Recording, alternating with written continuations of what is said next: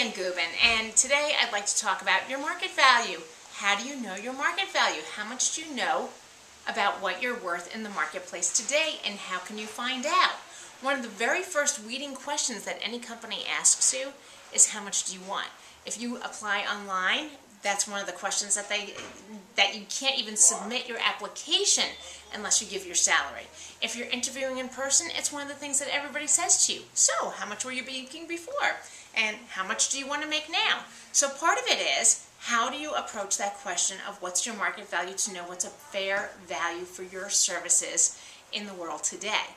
And again, even though salaries have come down, there still is always room for the right person.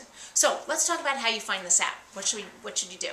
The first is, if you have any friends who are recruiters, or if you can get to a recruiter and have a conversation with them, ask them what your market value is. The recruiters know across the industry and across the board what people are making in the market today. So see if you can hook up with a recruiter, tell them what your skills and background are, and ask them. And if they don't have that information for you, you know what they can do? Very oftentimes, if they're any size of a recruiting firm, they have access to the back ends of the job boards, the back ends to the Monsters, the Dice, the Career Builders, etc., and they can go back and take a look at salaries for positions that are comparable skill sets to you. So that's a good starting point too. You know, another thing is, you can ask your friends. You can ask people that you work with. You can ask people that you meet at networking events. You can ask on salarysurvey.com and all sorts of other salary places.